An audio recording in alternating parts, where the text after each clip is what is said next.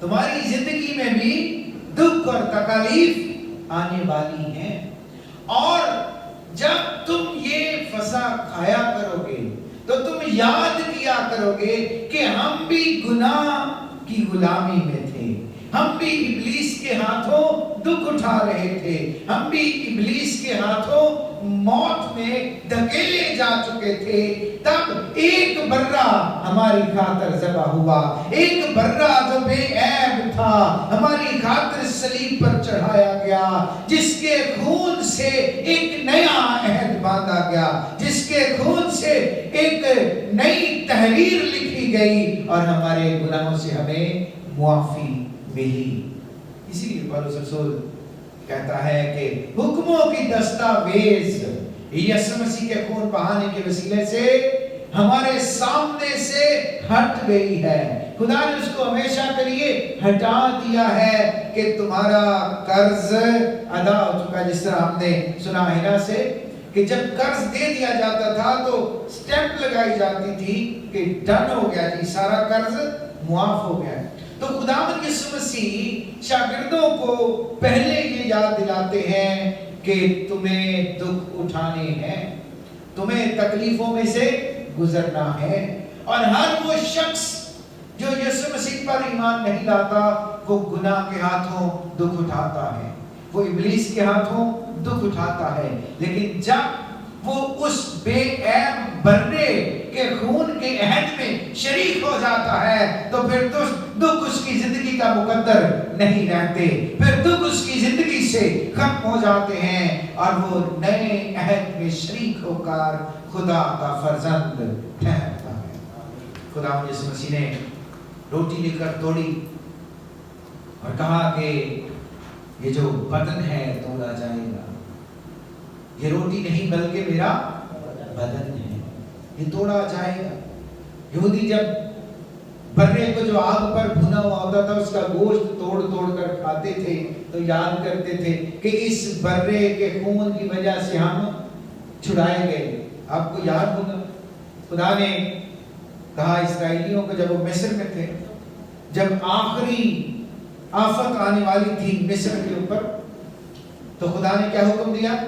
خدا نے کہا کہ ہر خاندان اپنے لیے ایک برہ ذبح کرے اور اس کا خون لے کر اپنے گھر کی چوکھٹ پر لگائے، اور جب موت کا فرشتہ نکلے گا مصر کے اندر تاکہ مصر کے پہلوٹوں کو ہلاک کرے، تو جس چوکھٹ کے اوپر برے کا خون ہوگا وہ چوکھٹ چھوڑ دی جائے گی، اس گھر کے اندر موت داخل نہیں ہوگی۔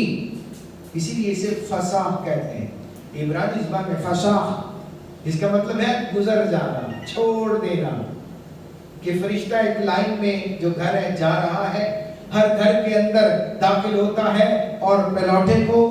ہلاک کرتا ہے، لیکن ایک گھر آتا ہے بیچ میں جس کے اوپر برے کا خون ہے اور وہ اس گھر کے اوپر سے گزر جاتا ہے، اس گھر کے اندر موت کا اثر نہیں ہوتا، اس گھر کے اندر پلوٹا محفوظ رہتا ہے۔ اس لیے اسے فسح کہتے ہیں، کیونکہ جس دروازے پر برے کا خون تھا وہ فسح کیا گیا، وہ چھوڑا گیا، معاف کیا گیا، اسے زندگی بخشی گئی۔ یسوع مسیح کہتے ہیں نئے عہد میں میرا یہ وہ خون ہے جو تمہاری رہائی کا سبب ہے، تمہاری نجات کا سبب ہے، تمہیں ہمیشہ کی زندگی میں داخل کرنے کا سبب ہے، اس لیے یہ پیتے رہو، یاد کرتے رہو، اپنے گھروں کی چوکھٹ پر اسے لگاتے رہو۔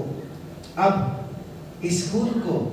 گھر کی چوکھٹ پر لگانے کی ضرورت نہیں ہے، لیکن اس گھر کی چوکھٹ پر لگانے کی ضرورت ہے جس کے اندر زندگی ہے، جو موت کا شکار ہو سکتا ہے، اور وہ گھر میری اور آپ کی زندگی ہے، وہ گھر میرے اور آپ کا بدن ہے، دل ہے، جس کے اندر زندگی ہے جو موت کا شکار ہو سکتی ہے۔ جب ہم اس برے کے خون کو، خداوند یسوع مسیح کے خون کو پیتے اور اس کے بدن کو کھاتے ہیں تو اس چوکھٹ پر صلیب کا نشان بنتا ہے، اس چوکھٹ پر اس خون کا نشان نظر آتا ہے، اور جب سب میں کھڑے ہوں گے خدا کی بادشاہی میں داخل ہونے کے لیے، تو یاد رکھیں اس وقت ہمارے پاس کچھ نہیں ہوگا جو ہمیں خدا کی بادشاہی میں داخل کرے، صرف ایک چیز ہوگی اور وہ بھرے کا خون ہوگا، یسوع مسیح کا نام ہوگا جو ہمیں بادشاہی میں داخل کرے گا۔ خدا کی خادمہ ایک کتاب میں اپنی گواہی لکھتی ہے، وہ بیان کرتی ہے کہ میں رویا میں دیکھ رہی تھی کہ سب لوگ ایک لائن میں کھڑے ہیں اور فرشتے انہیں باری باری خدا کی بادشاہی میں داخل کر رہے ہیں یا ایک دوسرے گیٹ کی طرف بھیج رہے ہیں۔ تو کہتی ہے میں بھی اسی لائن میں کھڑی تھی جہاں فیصلہ ہونا تھا کہ میں نے کس گیٹ کی طرف جانا ہے۔ تو کہتی ہے میں قریب تھی تو فرشتے پوچھ رہے تھے کہ تیرے پاس کیا ہے جو تجھے خدا کی بادشاہی میں لے جا سکتا ہے۔ تو کسی نے کہا میں نے اپنی زندگی میں بہت روزے رکھے، کسی نے کہا میں نے دعائیں بہت کی، انہوں نے کہا کہ یہ سب خدا کی بادشاہی کے لیے ضروری نہیں ہے۔ کسی نے کہا میں نے تیرے نام سے منادی بڑی کی ہے، میں نے معجزے بڑے کیے ہیں، انہوں نے کہا تیری بھی جگہ نہیں ہے۔ اب وہ کہتی ہے کہ میں کانپنے لگی، کیونکہ نہ تو میں نے اپنی زندگی میں کبھی لمبی دعائیں کی تھی، نہ میں نے اتنے زیادہ روزے رکھے تھے، نہ میں کوئی بہت بڑی پیغام دینے والی تھی، میں کوئی پیغمبر تھی بہت بڑی، میں تو بہت چھوٹی سی خادمہ تھی۔